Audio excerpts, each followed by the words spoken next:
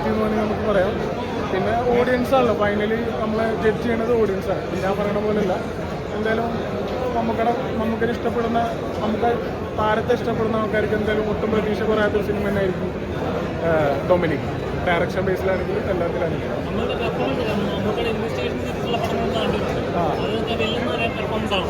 നമുക്കുള്ള പെർഫോമൻസിൻ്റെ ബേസിൽ നമുക്കൊരു പെർഫോമർ ആർട്ടിസ്റ്റാണ്. നമുക്ക് പ്രത്യേകിച്ച് പറയേണ്ട ഒരു കാര്യമല്ല. കഴിഞ്ഞ 50 വർഷമായിട്ട് മൂവ് ചെയ്തൊരു ആർട്ടിസ്റ്റാണ് അല്ലേ. പിന്നെ സബ്ജക്റ്റ് എന്ന് പറഞ്ഞാൽ ഫ്രഷ് ആയിട്ടുള്ള സബ്ജക്റ്റാണ്. അത് ഇഷ്ടപ്പെടുന്ന ഓഡിയൻസ് ഉണ്ട് നമ്മൾ മലയാളികൾ. ആ ഓഡിയൻസിന് എന്തായാലും ഈ പടം വർക്കൗട്ടാവും. നന്നായിരുന്നു, അടിപൊളിയായിരുന്നു. ആ സംഭവം അവരുടെ കെമിസ്ട്രി നന്നായിട്ട് തന്നെ വർക്കൗട്ട് ആയിട്ടുണ്ട് പടത്തിൽ.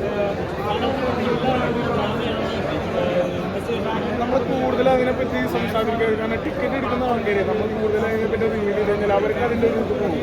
അപ്പോൾ എന്തായാലും ടിക്കറ്റ് എടുത്ത് തന്നെ നമ്മൾ ഓഡിയൻസ് പ്രേക്ഷകർ നമുക്കത് ഇഷ്ടപ്പെടുന്ന ആൾക്കാർ പടം കണ്ടിട്ട് എക്സ്പീരിയൻസ് ഒക്കെ അവർ പറയട്ടെ ഈ പടം നല്ലതാണോ മോശമാണെന്നുള്ളത്. കാണണം. ഈ പടങ്ങൾ മമ്മൂട്ടി കമ്പനിയുടെ പടങ്ങൾ എന്ന് പറയുമ്പോൾ നമുക്കത് ഇഷ്ടപ്പെടുന്ന ആൾക്കാർക്ക് ഒരു ട്രസ്റ്റ് ഉണ്ട്. ആ ട്രസ്റ്റിനെ ഒട്ടും കുറയാത്ത രൂപത്തിൽ തന്നെ പടം വന്നിട്ടുണ്ട്, വർക്കൗട്ടായിട്ടുണ്ട്.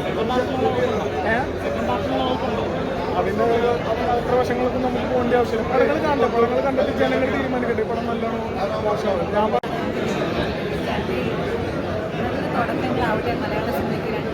പടം ഏത് ജോണറാണ്? ഇൻവെസ്റ്റിഗേഷൻ ആണോ, ത്രില്ലർ ആണോ, ഏത് പടം?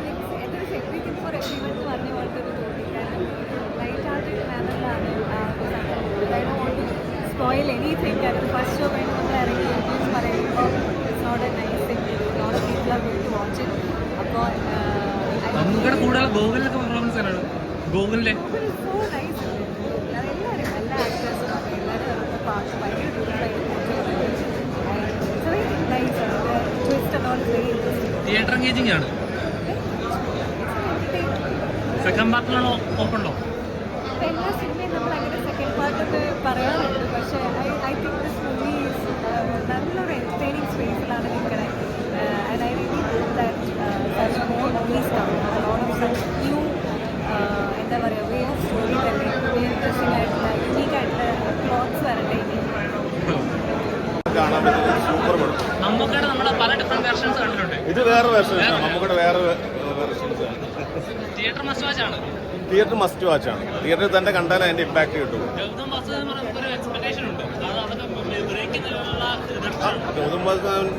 സാറിന്റെ മമ്മൂക്ക കോമ്പോ കൂടെ ആയപ്പോൾ അത് വേറെ ലെവലിലായി. ലെവൽ ഓഫ് ഇമ്പാക്ട് പറയാൻ പറ്റില്ല. പടം കണ്ടാലേ പറയാൻ പറ്റുള്ളൂ. നമുക്കറിയില്ല, അത് അവർ തീരുമാനിച്ചു. മമ്മൂക്കയുടെ പെർഫോമൻസ് സമയം ലീഡ് ചെയ്തിട്ടുണ്ടോ?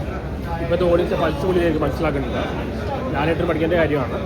പിന്നെ കോമഡി, ആക്ഷൻ, സെന്റിമെന്റ്സ് എല്ലാം ഉണ്ട്. എല്ലാം കൊണ്ട് നല്ലൊരു എന്റർടൈൻമെന്റ് ആണ്. ഈ കാലഘട്ടത്തെ പറ്റിയ ഫിലിമാണ്. ഈ കാലഘട്ടത്തിൽ ഇറങ്ങിയ ഫിലിമാണ്. എനിക്ക് ഫസ്റ്റ് ആദ്യത്തേക്ക് മമ്മൂട്ടിയുടെ പടം 100 കോടി കോസ്റ്റ് ചെയ്തത് ഭയങ്കര ലീറ്റായി. ഗൗരിമേന ഡയറക്ടർ നോക്കിയിരുന്നത് ഇങ്ങനെ മമ്മൂട്ടിക്ക് ഹ്യൂമർ തന്നെ ചെയ്തിട്ടുണ്ട്. അപ്പോൾ ആക്ഷൻ, സെന്റിമെന്റ്സ് എല്ലാ എലമെന്റ്സും ഉണ്ട്. നല്ലൊരു എന്റർടൈനറാണ്, ക്ലാസ് എന്റർടൈനറാണ്. ലാലേട്ടൻ പഠിക്കേണ്ട മമ്മൂട്ടിയുടെ ഇതാണ് ഇപ്പോഴത്തെ ഓഡിയൻസ് വേണ്ടി മൂവി, ഈ കാലഘട്ടത്തിൽ പറ്റിയ മൂവി. അത് ആ പൾസ് ശരിക്കും നമുക്ക് മനസ്സിലാക്കണം. അവിടെ എന്താ ലേറ്റായി നിറഞ്ഞാടിക്കുക. ഗൗതം സാറിന്റെ ഒരു നല്ലൊരു സിനിമയാണ്. ഇവരെ കണ്ടു കഴിഞ്ഞാൽ 60 വയസ്സ് തോന്നും. മമ്മൂക്കാൻ കണ്ട് 20 വയസ്സ് ആവുള്ളൂ. എന്നെ കണ്ട 60 വയസ്സ്. ഇതായാലും നല്ലൊരു സിനിമ കേട്ടോ. എല്ലാവരും തിയേറ്ററിൽ പോയി കണ്ടാണ്. ഗോകുലാണെങ്കിലും മമ്മൂക്കോടൊപ്പം തന്നെ തകർത്താടി. പിന്നെ ഗൗതം സാറിന്റെ ഒരു മികവുറ്റ സിനിമ, സസ്പെൻസ് ത്രില്ലറാണ്. എല്ലാവരും കാണും. എല്ലാ രീതിയിലും അടിപൊളി വേറെ ലെവലാണ് പടം. അടിപൊളി ലെവലാണ്. കാരണം ഇതിൽ ട്വിസ്റ്റാണ് പടം. ഏറ്റവും വലിയ ഹൈലൈറ്റ് ടിസ്റ്റ് ഇതാണ്. ആ ടിസ്റ്റിന്റെ ഒപ്പം തന്നെ നല്ല എന്താ പറയുക ആക്ഷൻ, സൂപ്പർ ആക്ഷൻ. പിന്നെ ഇതിന്റെ ഏറ്റവും വലിയ ഹൈലൈറ്റ് എന്ന് പറയുന്നത് മറ്റേ ഇൻസ്റ്റാഗ്രാമിന്റെ ഒരു റീലിംഗ് ഉണ്ട്. അതാണ് ഈ പടത്തിന്റെ ഏറ്റവും വലിയ പ്ലസ് പോയിന്റ്.